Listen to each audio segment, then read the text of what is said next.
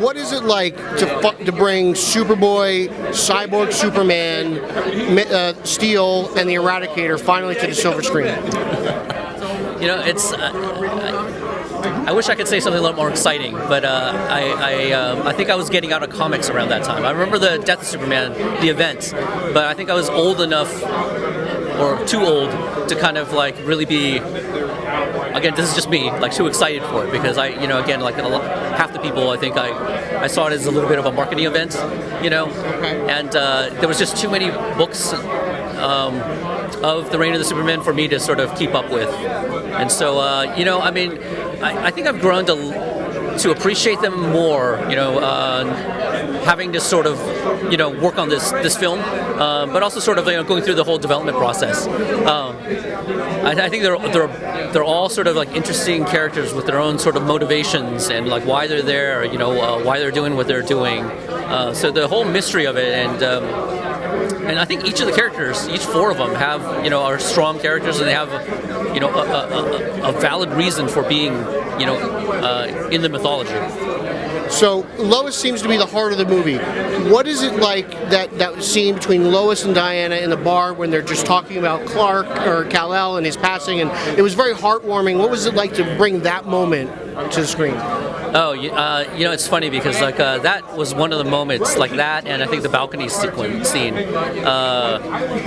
It's one of these things where, even though I directed it or whatever, and we've gone through so many iterations of it, like when I see it, there's something about me that's really, it's like these two sort of like icons coming together, in a way that I haven't seen before. So, I got to give credit to Tim Sheridan, for writing that. And also just the balcony scene, which is very sort of like, it's like reminiscent of the Christopher Reeve balcony scene, but different kind of a thing, and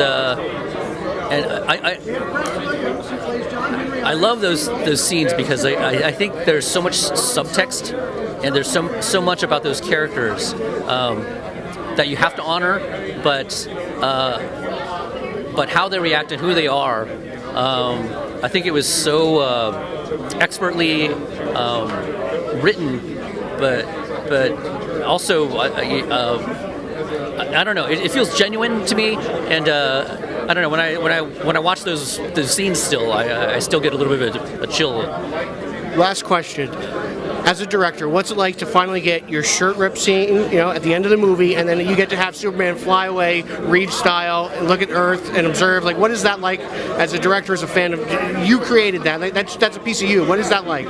It's super cool because, again, I know the Superman, for the last, 30, 40 years hasn't been the most popular, but when I was a kid and I watched Christopher Reeve movies, like the Superman movies and the Rocky movies, I just remember every time, no matter how, like poor or whatever, or people like it wasn't well received, I always left those movies just invigorated, and so it was great in one sense because I got to, to direct it, but it was sad on the other hand because that whole flying sequence was twice as long, but we had to cut a lot of it because some of the animation was a little poor.